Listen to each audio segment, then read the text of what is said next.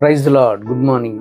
మన ప్రభువును రక్షకుడైన యేసుక్రీస్తు పరిశుద్ధ నామంలో యేసుతో అనుదినము అనే ఈ పరిచర్య ద్వారా ప్రతిదినము దేవుని యొక్క శ్రేష్టమైన వాక్యాన్ని వింటున్న మీ అందరికీ నా హృదయపూర్వక వందనములు. నా ప్రియ సహోదరి సహోదరుడా, చిన్న ప్రార్థన చేసుకుందాం.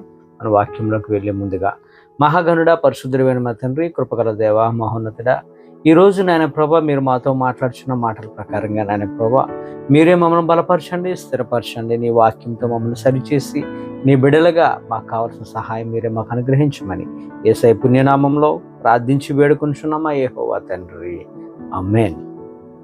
God bless you. దేవుడు ఈరోజు మాతో మాట్లాడుచున్న మాట ఏంటంటే, చాలామంది వారి యొక్క ఆలోచనలు లోతైనవిగా ఉంటాయి. కొంతమంది ఓపెన్ అవుతారు, కొంతమంది ఓపెన్ అవరు, ఎవరికి చెప్పరో, లోపల ఉంచుకుంటారో, కుమిలిపోతూ వేదనకు గురవుతూ ఉంటారు. అటువంటి వారు గురించి వాక్యం సెలవిస్తుంది. 69 కీర్తన 20 వచనంలో, నిందకు నా హృదయము బద్దలాయెను, నేను బహుగా కృషించి ఉన్నాను, కరుణించి వారి కొరకు కనిపెట్టుకున్నాను కానీ ఎవరూ లేకపోయారు, ఓదార్పు కొరకు కనిపెట్టుకుంటుంది కానీ ఎవరు కానరాయరి అనే వాక్యం అయితే ఉంది. హృదయం ఎంతగానో కుమ్మరించుకున్నారు కానీ కనిపెట్టేవారు, కరుణించేవారు లేరట. ఎంతగానో దేవుని సన్నిధిలో ఓదార్పు కొరకు నన్ను ఎవరైనా ఓదార్స్తారేమో చూశారు కానీ ఎవరు కానరాయరి అన్నారు, ఎవరు కనిపించలేదట. చాలామంది ఎట్లా ఉంటారంటే, అవమానంతో దిక్కులేని స్థితిలో ఎవరికైనా చెప్పుకుంటే హేళన చేస్తారేమోనని ఆ వేదన, ఆ యొక్క బాధను వారు ఏం చేస్తారంటే దిగమింగుకుంటారు. ఆ బాధను వారు దిగమింగుకొని నలిగిపోతూ ఉంటారు. నా ప్రియ సహోదరి సహోదరుడా, మనం చాలామందిని చూస్తూ ఉంటాం ఇటువంటి వారిని. ఈ లోకంలో ఒకవేళ మనుషులకు చెప్పుకుంటే హేళన చేస్తారు, నిజమే మీరు అన్నట్లు. కానీ అలాగని ఆ బాధను మీలో దాచేసుకుంటే, ఎవరికి చెప్పుకోకపోతే ఎలా ఉంటుందంటే అది తట్టుకోలేం. కనుక ఆ వేదన ఏమైతే ఉందో, ఆ బాధ ఏమైతే ఉందో యేసయ్యకు చెప్పుకో నా ప్రియ సహోదరి సహోదరుడా. ఆయనే తీర్చువాడు ఈ లోకంలో, ఆయన తప్ప ఎవరు తీర్చేవారు లేరు. నీలో ఆ యొక్క బాధను దాచిపెట్టుకుని కుమిలిపోతే నిన్ను నీవే మోసపుచ్చుకుంటున్నావు, నిన్ను నువ్వే నీ చేతులారా పాడు చేసుకుంటున్నావు. దేవునితో చెప్పుకుంటే హృదయానికి నెమ్మది దొరుకుతుంది. ఈరోజు ఓపెన్ అవ్వు. 119 కీర్తన 130 వచనంలో ఉంటుంది, నీ వాక్యము వెల్లడగుతోడనే వెలుగు కలుగును, అవి తెలివి లేని వారికి తెలివిని కలిగించునని. దేవుని యొక్క వాక్యం ఏమవుతుందంటే, ఆయన వాక్యం ఉన్న చోట ఆ వాక్యం ఎవరైతే విని అంగీకరిస్తారో, ఆ అంగీకరించిన వారు ఎలా ఉంటారంటే చీకటి నుంచి వెలుగులోనికి వెళ్తారు. అలాగా మనం దేవుని యొక్క వాక్యంతో మనం సరిచేయబడాలి. బాధలో దుఃఖంలో ఉన్నవారికి దేవుని వాక్యమే నెమ్మదిని కలుగు చేస్తుంది. దేవుని వాక్యమే వారికి ఆదరణ. ఆయన యొక్క వాక్య సారాంశమే సత్యము గనుక ఆయన వాక్యాన్ని ఎందరైతే విని అంగీకరిస్తారో వారందరూ కూడా ఎలా ఉంటారంటే ఆ బాధ నుంచి నివారణ పొందుకుంటారు. ఒక దైవ సేవకుడు ఉన్నారు. ఆ దైవ సేవకుడు కొన్ని అప్పులు చేసి చనిపోయాడు. మనకి స్టోరీ అంతా కూడా 2వ రాజుల గ్రంథంలో మనకి కనిపిస్తుంది, 4వ అధ్యాయంలో. అయితే ఆ యొక్క సేవకుడు చనిపోయిన తర్వాత ఆయనకి 2 కుమారులు ఉన్నారు. ఆ 2 కుమారుల్ని ఆ అప్పు ఇచ్చిన వ్యక్తి ఏం చేస్తున్నాడంటే బానిసలుగా తీసుకొని వెళ్ళిపోతున్నాడు.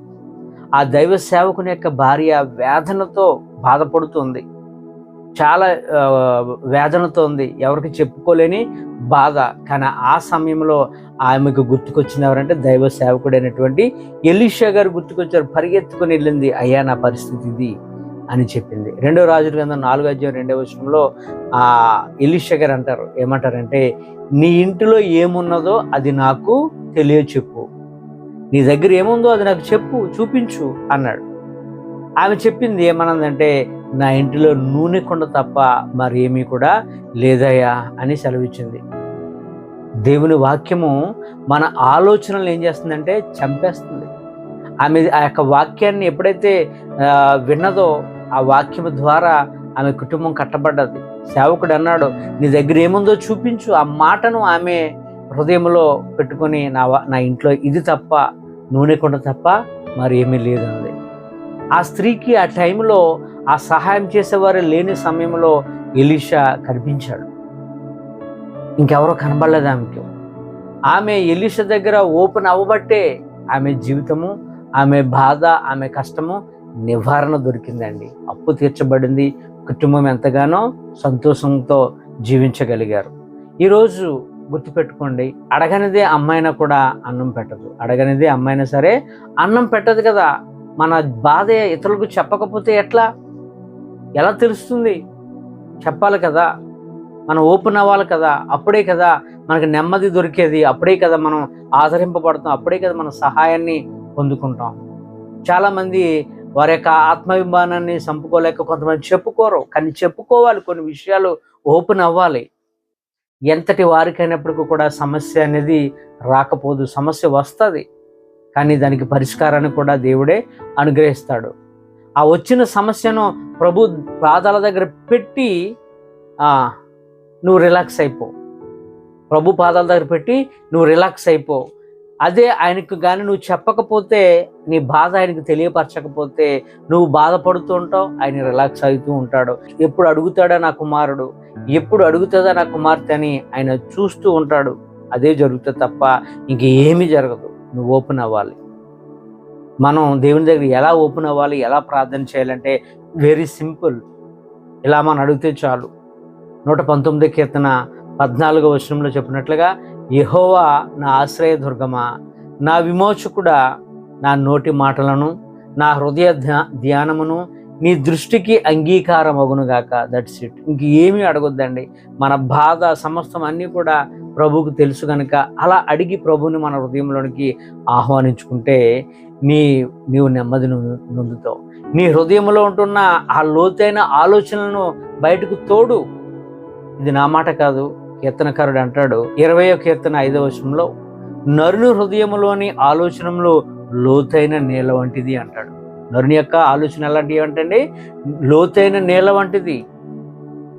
అందులో వివేకము గలవాడు దాన్ని పైకి చేదుకొనును. ఎవరైతే తెలివిగా వ్యవహరిస్తాడో దాన్ని ముందుగా చేదుకుంటాడు. తెలివైన వాడు చేదుకొని నెమ్మది నొందుతాడు. చాలా మంది అలాగే ఉంచేసుకొని అక్కడే ఉండిపోతారు, ఇంకా ఎవరికి చెప్పుకోరు.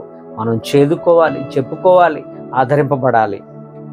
ఒకవేళ మనుషులకు చెప్పొద్దు, మంచిదే, కనీసము దేవుని సన్నిధిలోనైనా చెప్పుకో. నా ప్రియ సహోదరి సహోదరుడా, ప్రభు ఉన్నాడు కదా, ఆయనే సమస్తము చూసుకుంటాడు కదా, నువ్వు ఆయనకి చెప్పి రిలాక్స్ అయిపో అంతే. ఎటువంటి ఆలోచన పెట్టుకోవద్దు, ఆయనే సమస్తమును చూసుకుంటాడు. ఒకవేళ నువ్వు అడగకపోతే ఆయన అలాగే చూస్తాడు, కానీ కార్యాలు జరగవు.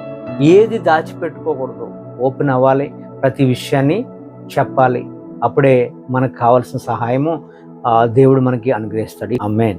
God bless you.